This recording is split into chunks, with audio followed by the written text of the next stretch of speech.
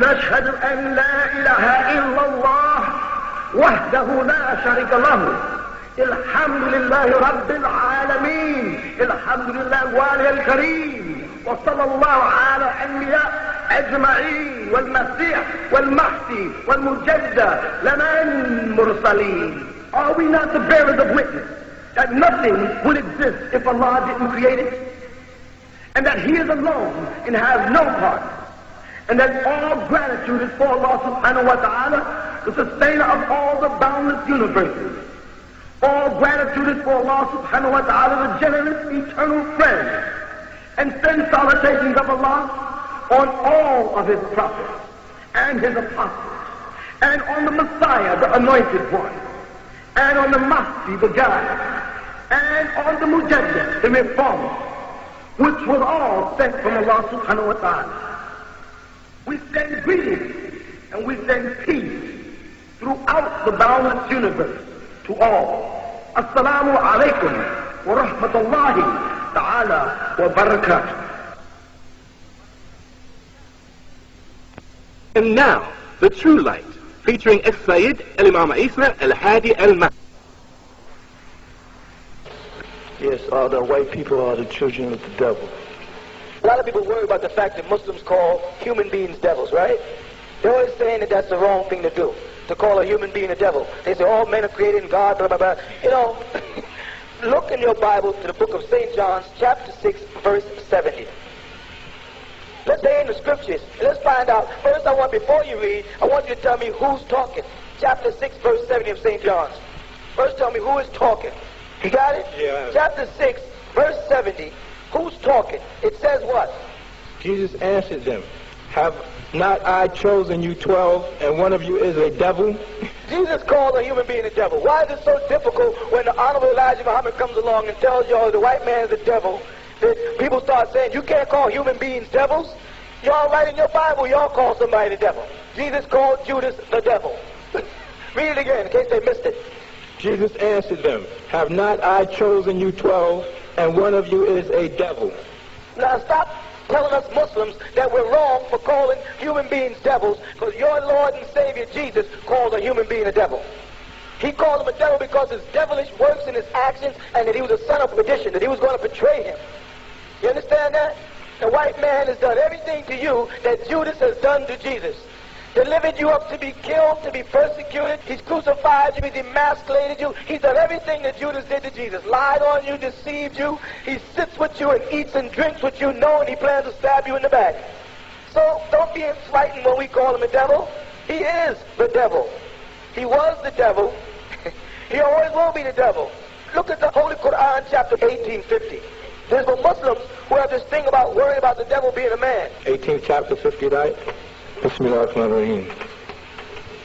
And the book will be placed before them, and thou wilt see the guilty flow. They will be adorned therein with bracelets of gold, and will wear green garments of fine silk and heavy brocade, reclining therein upon raised couches. How good the reward, and how good, excellent, the place of rest. They call them the guilty there, and they're dressing these guilty up with things. They're making it clear that they're talking about some type of person or some kind of being. They're not talking about some type of spirit force. See what the Holy Quran chapter 6 verse 113 says. وَكَذَلِكَ جَعَلْنَا لِكُلِّ. Right there.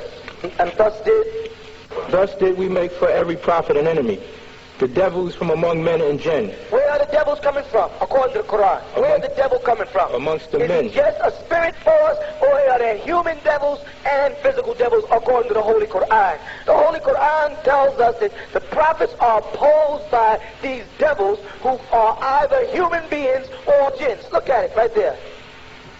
And thus did we make for every prophet an enemy, the devils from among men and jinn. That's right. It says, Nabiyan, Aduan, Shaitanin, El Insan, Wajin. The shaitan is coming from El Insan, Wajin. And if you read the Holy Quran in the beginning, when Rasulullah Muhammad is receiving it, and the angel Gabriel came to him, he told him to read the name of his sustainer. He used the word El Insan right there for human beings.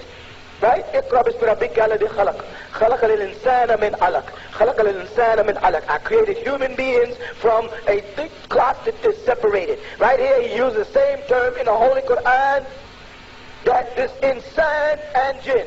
So shaitan is not just spiritual forces of jinns. Shaitan are also human beings. This is what Allah subhanahu wa ta'ala says in the Quran. I don't know where they get their doctrine from. Read it again. And thus did we make for every prophet an enemy, the devils from among men and jinn. Go ahead and see what it say though. Some of them suggesting to others vanished falsehood. They use the Arabic word yuhi. Some of them inspire others. You know what I'm saying? A lot of Muslims are inspired by jinns to do certain things and by devils in human form coming out of Saudi and Egypt and different places and calling themselves Muslims. They use the word wahin, for inspiration. One of the ways that Rasulullah received the Holy Scriptures. The devil is using the same method to betray us. Go ahead, read it. Some of them suggesting to others varnished falsehood to deceive them. And this is what they did. These men come here and they take and varnished over the truth with falsehood. They come up with all these hadith and all these things that are taking us away from the Holy Scriptures. When you start talking to them and say, please go to the Holy Quran, they say what the hadith says or the Sahaba says. You say, please take me to the Holy Quran. Well, in the hadith it says, they've taken and painted over the laws of Allah. What does Allah subhanahu wa ta'ala tell us in the last revelation of the Quran now? The last revelation now is Surah An-Nas. The word Nas is another form of Al-Insan again. This is talking to you people. He says, Bismillahir Rahmanir Rahim. Qul a'udhu bi Rabbin Nas. Say this to them, Muhammad sallallahu alayhi wa sallam. A'udhu bi Rabbin Nas. That they are to seek all of the protection bi Rabbin Nas, by way of the Rabbin Nas, the sustainer of Al-Insan, who is Allah subhanahu wa ta'ala. Then he calls himself Malik Nas. He calls himself the ruler of all human beings. Then he says he is Ilah Nas.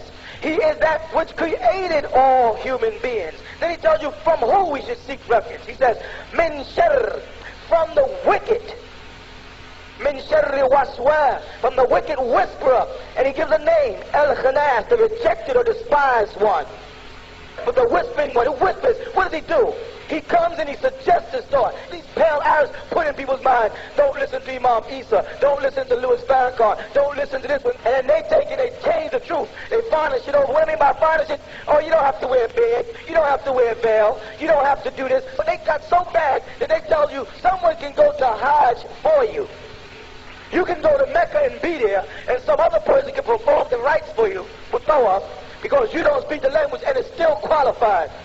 If someone can perform the rites of Hajj for you, then someone can perform your salat for you and give zakah for you. Because they belong in the same khamsa shahadati. These people are painted over, they're trying to destroy al-Islam. Ilah Nas, the creator of the people. Min sharri waswasil khanas, from the whispering khanas. Alladhi yuwaswi, then he repeats it. Who? Alladhi yuwaswi, sufi. This one, he whispers fi suduri, into your chest. He gets right inside of your chest. And then what? Suduri and nas. Minal jinnati wan nas. The same thing you just read. Hear it again. Minal jinnati wan nas. 6:113 is separating the man and the jinn. And here in the Holy Quran, in the last revelation, Allah subhanahu wa ta'ala is leaving us with a warning to watch out for men that are jinns. Come and propagating al-Islam, but have varnished over the truth. They don't want to follow Millah Ibrahim. You say Millah Ibrahim, you know what they say? Shall we follow what fools follow? They call it people of the Torah fools. The Quran says they're going to say that. Literally it says, when you go to them and say, have faith, amana billahi, have the faith of those who are before you, they say, should we believe what fools believe in? Then Allah says, now they are the fools, but they don't even know it.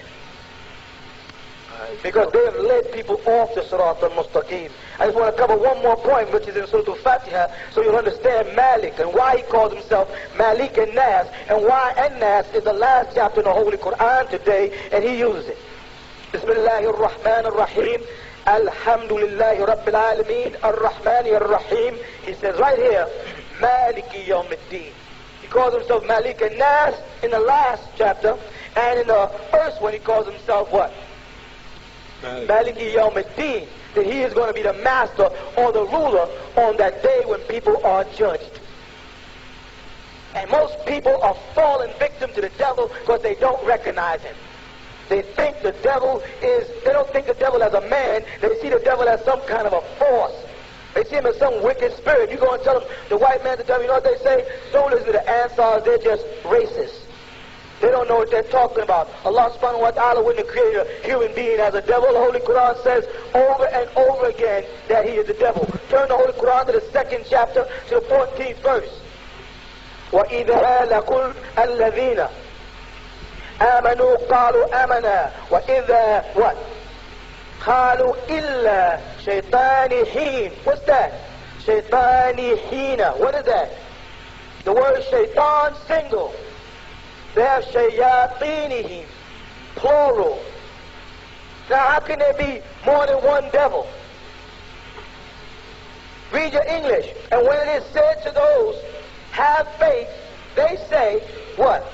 We have faith also. We do have faith.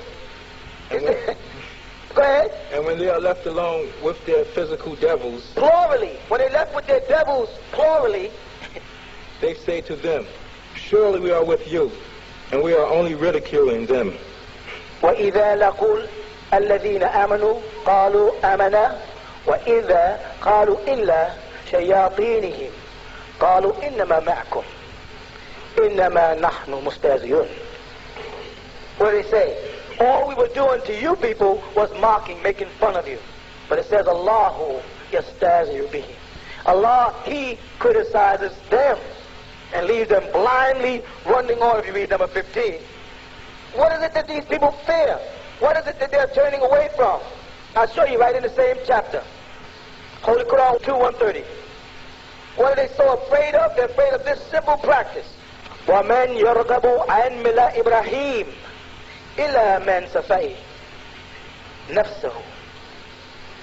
Now what is that? And as for those who reject or forsake Millah Ibrahim, the religion of Abraham, what are they? They're nothing illa men safiha, nothing but fools. They're speaking about their whole spirit, or nafsahu. But they don't know it. Read what it says in English. And as for him who turned away, rejecting the law and the religion of Ibrahim, sallallahu alayhi wa sallam, he makes a fool of himself. And indeed we have chosen him, Ibrahim, in this physical world, and verily in the last day, forever. He is of the perfectionists. And was Abraham a Muslim? The next verse tells you he was. You ain't got to say yes. Let the Quran say yes, he was a Muslim. When his sustainer said to him, Ibrahim, surrendering in peace, listen. accept Islam. Aslimu, Aslimu, Salam, Muslim, Aslimu. قالوا أسلمت لرب العالمين. Abraham said, أسلمت لرب العالمين. Now I am a Muslim for the Lord of all the boundless universes. Aslamtu. The so-called Sunnis say we're crazy when we call ourselves Islamic Hebrews. Abraham was called Ibar, or Ibra, Hebrew. And he was called a Muslim. The word Hebrew has nothing to do with what religion you belong to. It has to do with an act that was performed back in history. When they crossed the Tigris-Euphrates Valley, they just don't know what they're talking about. They're being misled by people who are trying to keep them away from knowing who they really are. They don't want you to know who you are. Them pale Arabs are hooked up. Them Jews and all those people, they're all one family. They're hooked up to keep you down. Because Rasulullah said in the latter day, his ummah would come out. His community would come out. A nation of people that would enjoin good, prevent evil, and kill those who cause turmoil. They knew this was going to happen. So they turned away from Abraham's religion and gave the people a new religion. It's called Mohammedism. They turned away from the Quran and started giving them more hadith and more traditions of men so they wouldn't stay close to the scriptures and see who these people really are. If you stay close to the scriptures of Allah subhanahu wa ta'ala, that which He sent down, illa Rasulahu Muhammad sallallahu alayhi wa sallam, nobody can deceive you. If you start getting into hadith and traditions of men, you have conflicts of what's true, what's not true, what Muhammad said, what they heard he said, what he didn't object to. They get all this stuff where the Quran is min when, min aina. القرآن من الله سبحانه وتعالى وقال في القرآن سورة البقرة ذلك الكتاب لا ريب فيه. He said it. This scripture has no doubt. He said about no hadith having no doubt. And he said this scripture has no doubt in it. Excuse me. Go ahead, brother. So you're saying the devils could be spiritual and human beings? I'm saying the devil's thought. You want to see different places? Isaiah 14:16 tells you the devil is a man. Turn to it. I'll give you a whole bunch of quotes about the devil's nature. and I'll give you him as a spirit also. Isaiah 14:16. They that see thee shall narrowly look upon thee, and consider thee, saying, is this the man that hath made the earth to tremble, that did shake kingdoms? They're speaking about the devil, and what terminology they say? Is this the what? Is this the man Is that this made the the earth man? to tremble? Now turn to 2 Thessalonians, and that's 2:3. Let no man deceive you by any means, that for that day shall not come, except there come a falling away first, and that man of sin be revealed, the son of perdition. That what of sin? The man of sin be The revealed, man of sin. the son of perdition. That's the devil again. Now when they want to speak of the devil as being a fallen angel, go to Job 1:6, they'll tell you about him there. Go to 2 Corinthians 11:14. Go to Revelations 9:11. And go to Matthew 25:41. And all of these will tell you about how he fell from grace, how Satan was a fallen angel. I have the one in Job. Let me read the one in Job. Please. Now there was a day when the sons of Allah came to present themselves before the Sustainer, and Satan came also among them. So therefore he was amongst the angels at this point, correct? No. So he did have a spiritual being. He can personify like angels, like Allah subhanahu wa ta'ala says in the Quran. He sent the angel Gabriel to Mary as a basharan, as a human being. So the angel Gabriel is light at times, nor min Allah subhanahu wa ta'ala, while insan at times. And he comes out as a human being at times with a body, a basharan. This is what Allah teaches us. He sent him as a man. Go ahead. And the Sustainer said unto Satan, whence comest thou? Then Satan answered the Sustainer and said, from going to and fro in the earth. Where does Satan roam? From to and fro in the How earth. did he get there? Revelation chapter 12 will tell you how he got there. He was cast down out of heaven, and there was no place found for him in heaven anymore. So you people think the devil is roaming around in some spiritual world, you better read Revelation chapter 12, verse 7. Read it. 12:7? Start at 6 and come down. Okay.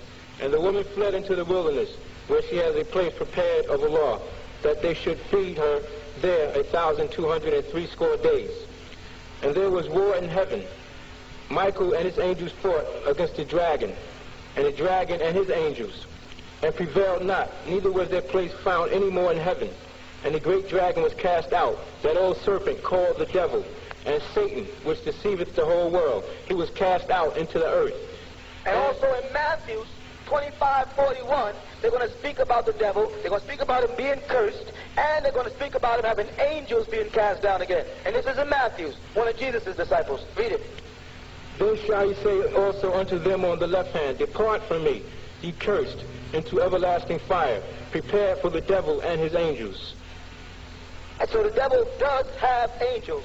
And his angels, according to the book of Revelation, chapter 12, verse 7, was cast out of heaven. So he was once a spiritual being who was cast down to earth. Satan was in the garden. Let's go to different titles of Satan. What is he called? Ephesians 2:2 has some of his names. John's 14:30. Ephesians 6:12. John's 8:44. All of these are different names of Satan. Can I ask you another question? Sure, go ahead. When Eve was deceived by the snake, can the devil transform himself to a snake, or was he speaking through the snake? The devil can transform himself into a snake if he wanted to. When Allah subhanahu wa ta'ala speaks about the devil being a deceiver in the scriptures, he's not talking about a serpent. He doesn't use the word shaitan there. He used the word hayr, a living thing. All right, but the Christians turned that into the serpent because of the statement that's found in Genesis chapter 3, verse 1. Now the serpent, that's not the word for snake though. A living thing was the most double. And then when it said he removed his legs, and on his belly shall he go all the days of his life, so people associate him with a snake. But obviously, if the Almighty had to remove Satan's legs, then he wasn't a snake. You see that? When he got cursed, it says he removed his legs, and on his belly shall he go all the days of his life. You don't have any snakes with legs. Now, scripturally, they say the serpent of the scriptures was a reptile and did have legs because snakes today have hips. But the present-day snake would not be identified with this in any kind of way. And the religion that they're following back there was Hinduism. And the Hindus to this very day still worship the cobra. It's one of their symbols, the snake. So was it a snake that Eve was deceived by, or? Read it. It says, now the serpent was more stubborn than any beast of the field. First of all, a snake is not a beast. It's a reptile. And it doesn't roam the fields. Go ahead. Which the Lord Allah had made. And he said unto the woman, Yea, has the Lord said, Ye shall not eat of every tree of the garden? And the woman said unto the serpent, We may eat of the fruit of the trees of the garden, but of the fruit of the tree which is in the midst of the garden, Allah has said, Ye shall not eat of it, neither shall ye touch it, lest ye die. And the serpent said unto the woman, Ye shall not surely die. For Allah does know that in that day ye eat thereof, then your eyes shall be opened, and ye shall be as gods, knowing good and evil. Snakes don't talk either. So they're using a symbol in the scripture to represent evil. You understand what I'm saying? So to answer your question, the devil can take any form he wants. He can come as a friend, he can come as a teacher, he can come as a hobby, he can come as a desire, he can come as a college grant, he can come as a student loan, he can come as many things. He has the power to take on many forms, but he has incarnated in the form of a man. Next question there. Okay, this guy been asking about a white man being a devil. The questions still haven't been answered. He's been answering saying, yes, it's a human being, but he's asking about the white... Oh, I'm sorry. Let me answer it for you then. Okay. All right? Turn your books to Leviticus so we can find out. We can go to chapter 14 first, and then go back to chapter 13 so we can see his complexion, the color of his skin, the color of his hair, and the color of his eyes. Okay, we're in the 33rd verse, 14th chapter, the book of Leviticus. And the Lord spoke unto Moses and unto Aaron, saying, that's the 33rd verse, now we're in the 34th. When ye be come into the land of Canaan, which I give to you for a possession, and I put the plague of leprosy in a house of the land of your possession. Now, any verse in 13 will just about explain. First, we're establishing here that we're talking about a people called Canaanites, and that these people received a specific curse. And now we want to find out what kind of curse did the Almighty put on these people, and that's why we're in the books of Leviticus, the books of the law. The word Leviticus comes from the word Levi, or Levitical law, and these were laws given to the prophet Moses for the children of Israel. Right? Now, if we go to the 13th chapter of Leviticus, we're going to find a whole lot of places where they speak about the color of their hair and everything. And they're going to call it that old leprosy. Go ahead. Leviticus 13, 9th verse. When the plague of leprosy is in a man, then he shall be brought unto the priest. And the priest shall see him. And behold, if the rising be white in the skin, and have turned to hair white, and there be quick raw flesh in the rising, it is an old leprosy in the skin of his flesh. And the priest shall pronounce him unclean. If we want to see his blonde hair, let's go to 13:30. And it says blonde, thin hair, so they don't mean black people who have the disease of leprosy, whose hair stays thick, even if they have white hair from that disease, lymphoma. They say thin. Then the priest shall see the plague, and, behold, if it be in sight deeper than the skin, and there be it a yellow thin hair, then the priest shall pronounce him unclean. It is a dry scowl, even a leprosy upon the head of his beard. Go to 36 of the same chapter. He's going to speak about blonde hair again. Then the priest shall look on him, and, behold, if the scar be spread in the skin, the priest shall not seek for the yellow hair. He is unclean. If you went to the Holy Quran, the 20th chapter, the 102nd verse, we're going to talk about the color of his eyes. Now, so far, we got several things established. The color of his skin, the color of his hair, and now let's get the color of his eyes. And then I'm going to show you who the family of the righteous is by color in the Songs of Solomon. Okay, 20th chapter of Quran, 102nd ayat, or verse. Bismillah ar-Rahman ar-Rahim. On the day when the trumpet shall be blown, and we will gather the guilty blue-eyed on that day. So we done covered that this tribe of Canaan has got a curse put on them, and the curse resulted in several things. One, reading all of Leviticus, you find that there are various degrees of leprosy and disease, which resulted in their skin being bleached white, as well as their hair being blonde and thin, as well as the eyes being blue. Now, if we go to Genesis 9:25, we'll find out that this is right after the flood, and the family of Noah had just assembled themselves, because everybody up until that time were all one race, one family, because they got the names of father and son straight on down. And it does tell us that Adam was created of dust of the ground. We know that even historians or anthropologists today are saying that Adam and Eve was black. They're no longer disputing that they came out of Sudan and Africa and that they were black. So if Adam and Eve was originally black, then up until Noah's time, everybody on the earth had to be black. So now where did the white race come from? That's the point. And how they become so devilish is another thing. Now in here in Genesis chapter 9, verse 25, that name Canaan, who we spoke about in Leviticus as having this curse of leprosy, is mentioned as getting a curse. Go ahead. And he said, Cursed be Canaan, a servant of servants shall he be unto his brethren. Now, even before Canaan was born, the Almighty Creator in chapter 9, verse 18, mentions to Noah about his sons, that one of his sons is going to be the father of Canaan before the incident took place. Read it. And the sons of Noah that went forth of the ark were Shem, Ham, and Japheth. And Ham is the father of Canaan. Now, why did they mention Japheth's sons and Shem's sons? They only mentioned one son, and that was the son Canaan, and they said he was from Ham. Then later on in the same chapter, we go back down to chapter 9, verse 22. Okay. And Ham, the father of Canaan, saw the nakedness of his father, and told his two brethren without. Here they speak about an incident that Ham did before Canaan was born in Genesis, but they add Canaan's name. Go ahead. And Shem and Japheth took a garment, and laid it upon both their shoulders, and went backward, and covered the nakedness of their father. And their faces were backward, and they saw not their father's nakedness. And Noah woke from his wine, and knew what his younger son had done unto him. Which was Ham, his younger son. And he said, Cursed be Canaan. Why did he curse Canaan and not Ham? He should have cursed Ham. Ham violated. But he put the curse here on Canaan and said, a servant of servants shall he be unto his brothers. Right? No. And he did what to the other two sons? Okay, and he said, Blessed be the Lord of Allah of Shem, and Canaan shall be his servant. So he blessed one side of the family, Shem, and cursed another side. The same thing happened like in Genesis. One side, the Semitic people, we know as a historical fact, the white man tells you they migrated into Africa.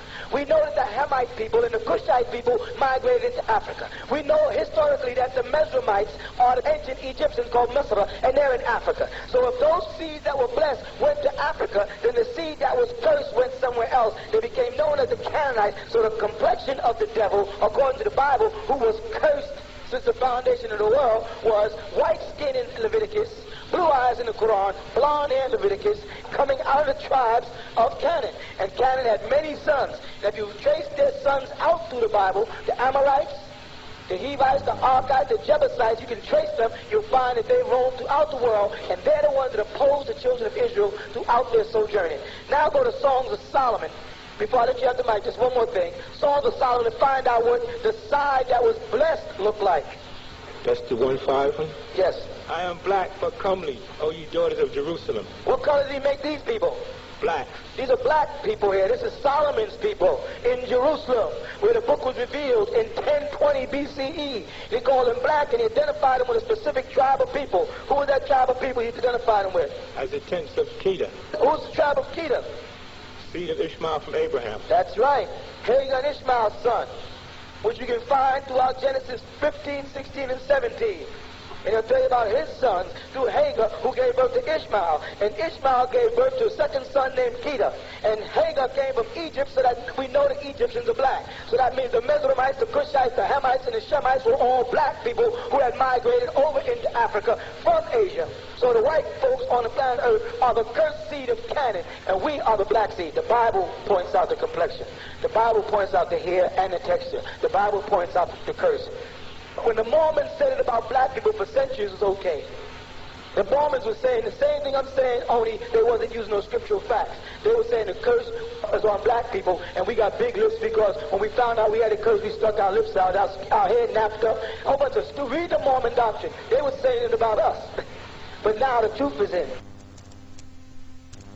I've ever heard, even Minister Farrakhan, Imam Isa teaches the importance of doing for self, just like Elijah taught us.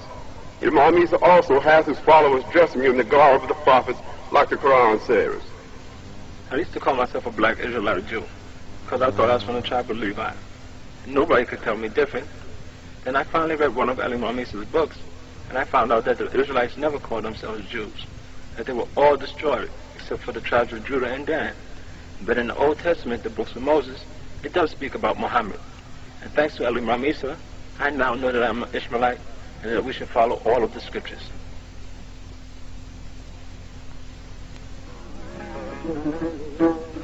And now let us return to our broadcast.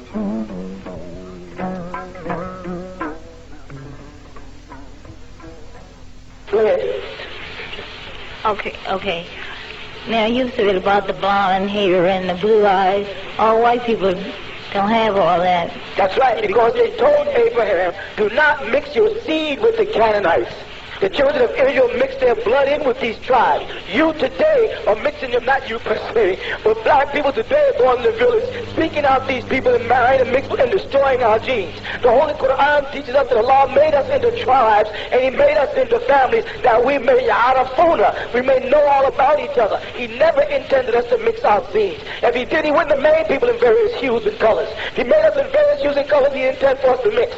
We mix our seeds with them. They spend fortunes trying to make white women attractive to black men, so we'll go integrate with them so they can absorb from us. One of their white brothers made a big mistake on television just this week. He admitted that y'all are superior. That's why they're on his case, not for what he said. What they're mad about is the fact that he said that y'all are superior. He said white people will never be able to match blacks scholastically. That's why the whites are mad at him. That's why he got fired, because he didn't say nothing. He told the truth. Black men have stronger legs because they were bred to be slaves. White men cannot compete. White people got mad about that. You understand? The white man makes his own mistakes. He said we're superior.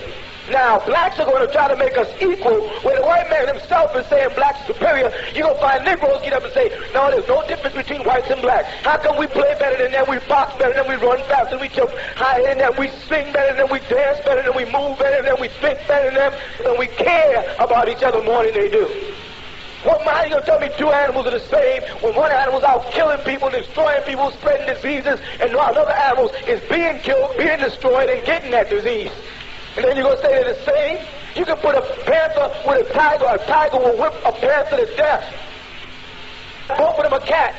Only the panther's black. He may stand something like 3 feet off the ground. A tiger stands almost like 4 feet off the ground. The white man is like a leopard. In the Bible, they describe him like a leopard in Revelations. We're like a panther, black and beautiful. If you think you can beat the white man, you're fooling yourself. Go ahead. Okay. Now about the veils with the Muslim women, why is that necessary from Adam and Eve? Let's go back and find out, did it come from Muslim women first of all? And Genesis says that it didn't come from us. Refer to Genesis chapter 24, verse 65. Genesis says it comes from the Jews or the Israelites, and Jesus got his teaching from the Israelites, so it came from y'all, not us. The thing is that the veil came out of the tribes of Judah. The word Judah is where they got the land Judea. The land Judea is where they got the word Jews. The veil did not come from Islam. Stop blaming it on us. These are laws that you people had, not us. Harems did not come from us. You had them. Abraham had 3 wives. Solomon had 200 wives. Stop trying to make the Prophet Muhammad responsible for some of y'all's things. These are things that you Christians and you Jews came up, and only because we obey the scriptures more than you do we follow them. Y'all just refuse to follow them. We do. So in your Bible, the veil comes from you. A harem, many wives, polygamy comes from you, not from us. You understand? And people are blaming us for y'all's laws. They would say, why do Muslims have so many wives? Why do Muslim women have to cover their faces? These are not Muslim laws. These are Hebraic laws. These are Judaic laws. These are Christian laws. And we want to ask y'all, why did y'all get us into this mess and get our women wearing the veils and get us with all these wives and then turn on us and ask us why we do it? That's the question that should be asked. Y'all got us doing it, and then y'all turn on us and ask us why we do it. We got it from you. Okay. We consider ourselves followers of Abraham. You got us mixed up with the Sunni Muslims. We consider ourselves Islamic Hebrews. We follow all the scriptures. We do. That's why we wear the veil. We don't wear the veil because it's enjoined in the Quran only. We wear the veil because it's the law of Abraham all the way down. Okay. Okay. Now, why don't you wear a veil if you follow the law of the scriptures? Well, good question. Yeah, because it didn't come from us. I watched that program with Donahue the other day. You remember that? Did y'all see that program? I loved it. They was talking about the veil. Couldn't do nothing about it. They had a selected audience, a selected panel. The devil was so screwed, he had it all fixed up. Had some radical Muslims jumping up and down, acting crazy. Try to call through so you can ask questions. They never let you through. They never let it in. Had no choice but to sit there and tolerate the devil manipulating us and go in that same old game. Hello. That's my first time here. I want to ask you a question about where does the white man comes from? I mean, I looked in on Channel 13, there was a thing about the evolution of man, where man comes from the apes.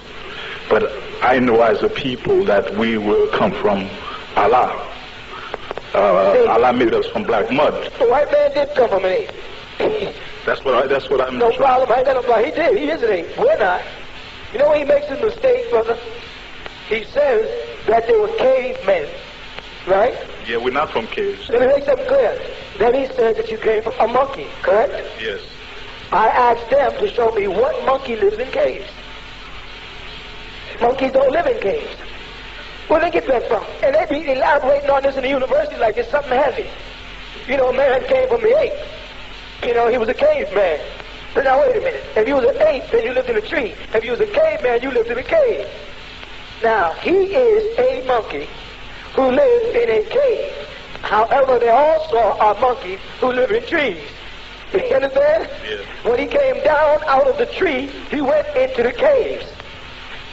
This don't have nothing to do with us. The only part we played on this is we were watching them. But we the one who taught them. That's right. Abraham went up into the mountains and taught them. Because an ape could not walk unless you saw someone walking. That's right. We taught them everything they knew. We civilized them. Don't let anyone call you civilized. That's an insult. When a white man says the black man is civilized, he's insulting you. Because that means in order for you to be civilized, you must have been a barbaric or a savage, and you've been made civil. You understand what I'm saying? Yes. We are not civilized, we are civilizers, is the difference. You mentioned that when a bride should come to a groom, she should come in purity, meaning that she is a virgin. What about the man? Well, how is this that a man can have multiple wives then? First of all and foremost, a man doesn't have virginity because a man doesn't have a hymen that can be broken. The reason why virginity is ascribed to women and not men in the scriptures is because a woman has a hymen. Okay. All right, you follow that? Well, what does that have to do with purity? I beg your pardon? What does that have to do with purity? Because the word they use in the scriptures in those translations for virginity you will find in the 31st Proverbs, where Lemuel is getting instructed by his mother, and they make purity and virginity synonymous. When in reality, purification, tahara, in the scriptures has nothing to do with virginity whatsoever. It has to do with the breaking of the hymen. That is bad translation that has done that. And as far as making polygamy lawful, polygamy is made lawful in the books of Leviticus when it speaks about a woman being unclean for 7 days when she is on her menstruation. If a man has one wife and he follows the books of Leviticus, and while that woman becomes unclean for 7 days, he has no one to cook or clean or take care of it. Thus, in Genesis, the prophet Abraham, sallallahu alaihi wasallam, had what they referred to as a maidservant whose name was Hagar, who came from Egypt. And then when he found out that his wife Sarah was barren and couldn't have children, he went in unto this maidservant and made her his wife, you follow, and gave birth to the son Ishmael. The scripture by the laws are telling man that it is necessary to be polygamous. Now, in the Western world society, or in a community like our own, where we have certain laws set up, where the women are provided for, the men are provided for, if your wife is unclean, someone else does the cooking, then it doesn't become necessary. But in any other society of Islamic or Judaic or true Christian practices, polygamy would be necessary. The Christians have no point of view whatsoever on marriage and divorce because the man who they ascribe to, Jesus the Messiah, never got married and didn't lay down laws on marriage, divorce, polygamy, cleanliness, etc. You follow? Because he spoke predominantly a spiritual doctrine, not a physical doctrine, assuming that his followers were followers of Moses, like he said in the books of St. John's. The law came from Moses, but grace and truth came from him. So he assumed that they were following the laws of Moses, and in following the laws of Moses would be subject to follow the book of Leviticus, which has the law on polygamy in it. And he called them followers of Abraham, and being followers of Abraham, Abraham himself, as you know, had 3 wives, Sarah, Hagar, and Keturah. So therefore, Jesus expected his followers to follow Moses and Abraham. Moses had 2 wives, Abraham had 3 wives, and Solomon had 200 wives. So what happens in the Western world is people tend to ascribe or attribute polygamy to Islam, and that's not true. Polygamy did not start with the Muslim world, nor did harems, and nor, multiple wives living here, all that, and the veil, the wearing of the face veil. I'm really trying to find the woman's place. The woman's place is in the 31st Proverbs in the Bible. If you read the 31st Proverbs, you'll get the whole story of a woman's place right there. Now, if you want to take the time to read it, it'll tell you about the woman's place. As far as her dress code, you'll find it all the way from Genesis 38, where Rebecca has to pull her face veil over her face when she sees Isaac coming in the field. This is way before, thousands of years before the birth of our Prophet Muhammad sallallahu alaihi wasallam, and what people are calling Islam today. And the same thing applies to polygamy or more than one wife. This goes back to Abraham, goes back to Genesis, thousands of years before Muhammad. Thus, the laws of face covering, the laws on polygamy, more than one wife, are not founded in the Islamic religion, as they call it today. It is founded in the Torah or in ancient Judaic and Hebraic teachings of which Jesus ascribed to. Okay? So thus, again, virginity is not based on washing. Virginity is based on a woman's hymen. The Almighty did not make mistakes. If he did, he wouldn't have saw Abraham as a man qualified to go down to the land of Sodom as a symbol of righteousness. You see, he chose Abraham to go down to the land of Sodom as a symbol of righteousness after Abraham had already had a second wife named Hagar and a son. So the Almighty who chose him did not see anything about his polygamous system as unrighteous, because he still commanded Abraham to be a prophet after that, as well as Moses. Okay? Okay. Yes, you just answered my question. I was wanting to ask you about the Canaanite woman, about how she became healed. And I know that all white people is the devil. How can the devil be healed? Who healed her? The white woman. No, who healed her? Did Jesus heal her? No, he didn't. If you look at Matthew, you talk about Matthew chapter 15, right? Yeah. Jesus didn't heal that woman. That woman healed herself. Jesus would not touch that woman. How can devils be healed? Huh? How can devils be healed? Because they're talking about insanity and a possession of demons. In the Quran, they speak about the devil in two different forms. One is that he's a man, and one is that he's a jinn. So they can not only be a wicked person, they can go off and start becoming serial killers and massacre people. Don't you see the rash of demonology on television now? Also, what you're saying, she just cooled down? No, the devil as a demon force can be exorcised out of the white person. That will not stop them from being wicked by nature. Watch what the woman says. My daughter is what? Grievously vexed with a devil. Vexed means angry. She's acting unruly. So you got some white people who walk around and they say, good evening. There's a certain kind of devil. He says, all black people are not bad. There are some intelligent black people. I have a friend that's black. He's not a troublemaker. No, it's not true that all black people are drug addicts. All black people are not on welfare. No, some of them are trying to be good Americans. all these tricky statements. Then you got the other ones that says, burn the niggas. Burn all the niggas. And the Puerto Ricans with them.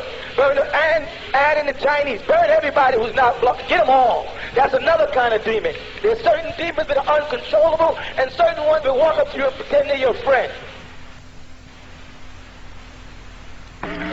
With Adam in the garden in Eden, the serpent went not to Adam but to Eve. Why was that? How could he go to Adam? And is that pertaining to today in this world's life when the devil deals with the black man? He might go around to his women. That's right. It's very close. Same thing. You know why he wouldn't go to Adam? Huh? No. Because Adam had been informed. Who was it that the Almighty was speaking to when he told him not to go near the tree? Adam was the one the Almighty spoke to from the beginning of Genesis, not to Eve. The devil knew that he can go to the woman and get her quicker than he can get at her. Just like the devil knows now, if he keeps giving black women jobs, making more money than you, that she will castrate you. He knows this. He's raising our woman up above us in every walk of the business. Are there more male groups out or more female groups now? More female. More male vocalists or more female? Female. What are all the clothes catering to now? Female. What are all the jobs opening up for now? Female. You see what he's doing? Yeah. He is taking Eve again, and he is deceiving Eve by giving her the wealth. and she'll deliver Adam. He knows if he gets the woman, she'll deliver Adam. Black women are running out marrying white men. Because white men have the money. They say he'll take care of me. He'll take care of my kids. He'll see that my kids go to college. He'll see they have a future. Yeah, but that's only because the white man took everything from you. If you had it, you would have did the same thing. She can't see it that way. She has to see for tomorrow. That's all part of the devil's plan. So right now, he has the woman in front of the tree again, and he's doing it all over again. Okay, and we're to 144,000 in the Crystal City in the year 2000. What will be happening while they're in Crystal City? What will be going on Earth at that time? Or will there be an Earth? Yes, there'll be an Earth. And that's what they call in the book, in Revelation, the tribulation period. Okay. That's what they're talking about when they say, number 9, and the 5th angel sounded, and I saw a star fall from heaven upon the earth, and to him was given the key of the bottomless pit. That's the incident we talked about, Revelation chapter 9. It's the same angel with that same power. All right? Mm-hmm. And he opened the bottomless pit, and there rose a smoke out of the pit, as the smoke of a great furnace. And the sun and the air was darkened by reason of the smoke of the pit. Remember, John is way back 2,000 years ago. This is the year 96 of the 2,000 years. And he's in prison and he's seeing a vision. In his vision, he sees an angel and a star. This star hits the earth and a gust of smoke comes out of the earth. He's looking at a bomb. He doesn't know what a bomb is. There was no bombs in his time. There was no airplanes in his time. There was no armies that he knew of in his time, other than armies that fought by chariots, because he saw the Romans fight. All right? So watch how he goes on. And there came out of the smoke locusts upon the earth, and unto them was given the power of scorpions of the earth have power. He sees locusts after the smoke, and this big thing hits the earth, which he calls a star, which causes this big gust of smoke from the bottomless pit, which they all thought that hell was in the center of the earth back then. He said now he sees locusts. What is unique about these locusts? It'll tell you. It says, and it was commanded them. These locusts were being commanded. Locusts do not get commanded. Locusts fly out of instinct, like any other insect. There was commanded them that they should not hurt the grass of the earth, neither the green thing, neither any tree, but only men that have not the seal of Allah in their foreheads. You see that? These locusts was sent forth and given a command to destroy everybody on earth, not the trees. We're talking about a neutron bomb. A bomb that does not destroy houses and trees, but only living things. Only human beings and animals and things like that is what he's talking about. He didn't know what a neutron bomb was. They didn't even have it back in the early 1940s when the Jehovah's Witness and the Seventh-day Adventists was being founded, so you won't find an understanding of it in any of their books. Because they didn't wait until the prophecy was fulfilled. Everybody launched forth with these new churches of lies. Where are we? Chapter 4, verse 4. 4. And it was commanded them that they should not hurt the grass of the earth, neither any green thing, neither any tree, but only those men which have not the seal of Allah. Only those men who are not Abdullah. And don't think because a person calls themselves a Muslim that they have the seal. They don't. They have a seal on their hearts. They are summun, bukmun, ummun. They're deaf, dumb, and blind. They are the ones that are perpetrators of the most confusion in Islam, the so-called Arab world, because they don't want to read all the scriptures. They don't want to dress in the white garbs. They want to live by the wrong laws. Watch them. They are the devil's children also. It says, and to them it was given, meaning the locusts, that they should not kill them, but that they should torment 5 months. That's a radiation fallout. And their torment was as the torment of a scorpion when it strikes a man. You know about a scorpion. Mm-hmm. When he strikes a man goes into convulsions, he gets boils, he sweats, and he eventually dies. Just like radiation. But John did not know what radiation was, remember. He had to explain things as he understood them. And in those days shall man seek death and shall not find it. He was telling us that was future. In those days, not now.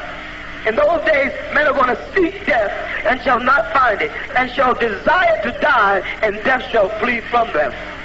When that bomb strikes on earth, now he's asking what happens while 144,000 are with the Lamb. Under that on earth, this is happening. Armageddon is breaking loose. World wars are breaking loose. While they're being prepared to come forward and untangle all that mess. Number 7.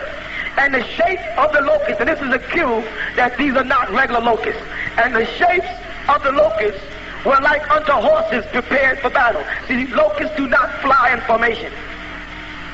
You understand that? Yeah, okay. These here locusts were flying like horses prepared to battle. They were lined up and flying in formation like jets. He's going to make it even clearer that he's talking about jets. It says, and on their heads were the crowns like gold. He saw the light of the sun reflecting off their metal. And their faces were the faces of men. Because when you look at a plane in the front, it looks like it has two eyes and a mouth. He didn't know what he was looking at. And they had hair, the hair of women. And they had teeth, and the teeth were the teeth of lions, because the tiger fighters used to draw faces with teeth on their planes. Okay, yeah. So he saw this. He's looking at this, saw these things flying, had metal on them. They were flying in formation. They were sending out stings upon the earth. And he was like, what is this? So he said, it must be locusts, because locusts was the thing that in the Middle East they dreaded most. When locusts came, that was the end of all your crops. So locusts was like the devil in the East. Number 9.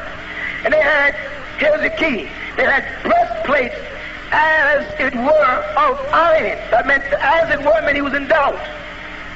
Of iron. He saw locusts with breastplates on? No, he saw airplanes. The breastplates are iron. He's looking up and seeing metal locusts flying in formation, spitting out fire. You see that? And all this happened after a bomb hit the earth. This is the world war that's about to come right now. This was written before it happened. Where are we? 9.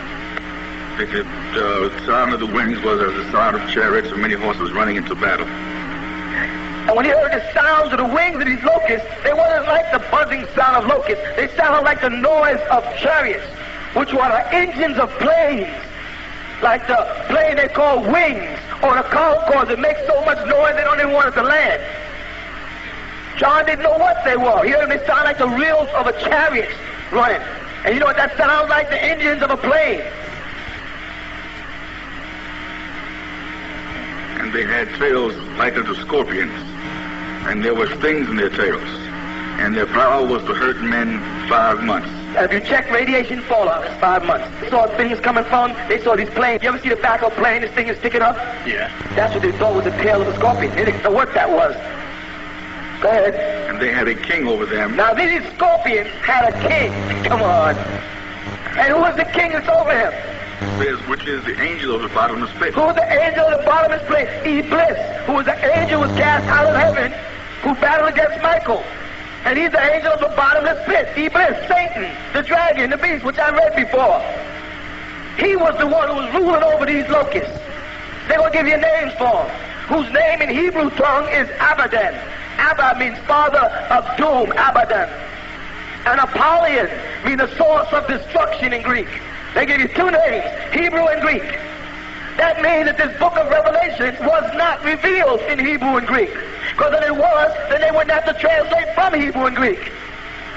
You understand? If the book was in Hebrew and Greek, why am I giving you references to the 2 languages? Yeah, you're right. It must have been in another language, which is Arabic. Go ahead. 1 woe was past, and behold, there come 2 woes more hereafter. We had the First World War, the Second World War, and now we're getting ready to go into the what? Third. The Third World. He said, 2 of them are gone, y'all got 1 more coming, and that's the War of the Worlds. And you're getting ready for that right now. You're not getting ready for it. Whitey is. That's why they're snatching that money out the stock market now.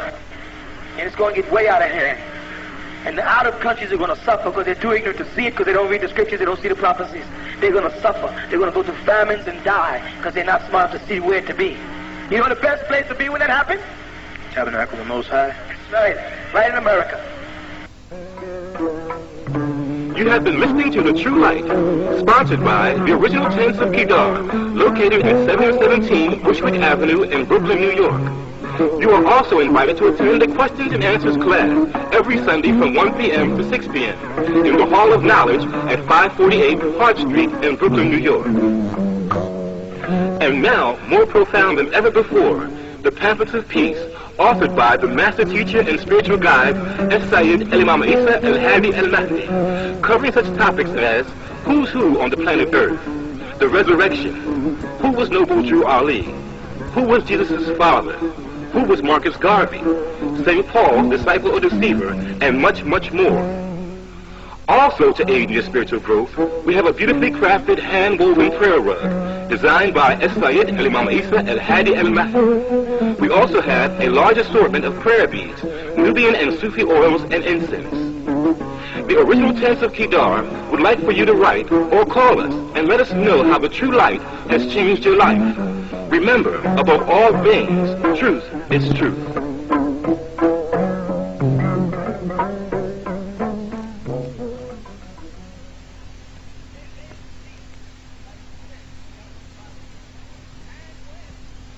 اقرأ باسم ربك الذي خلق خلق الإنسان من علق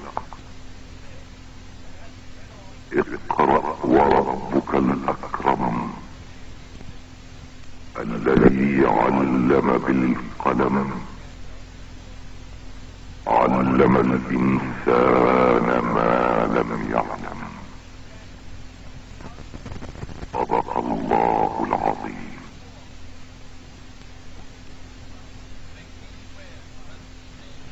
That was the first 5 verses of Surah Al-Alaq, originally revealed to the Prophet Muhammad as the first chapter. It is today recorded as the 96th. As translated by Sayyid al-Imam Isa al-Hadi al-Mahdi, it reads as follows. O seal of the prophets of Allah, Muhammad, by the supreme sovereignty of your sustainer and creator, you are being ordered to read, by beginning with the name of your illustrious sustainer, who is the creator of all things. He, Allah, created all human beings of a self-separating. So read, because your sustainer is most generous. He, Allah, taught human beings what they would have never known.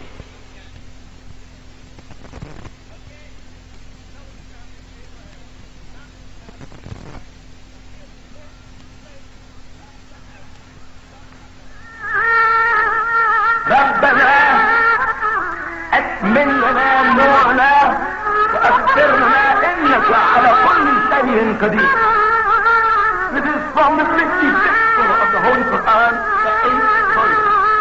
And read, also say to complete for us our life and forgive us, for surely you have the power over all things.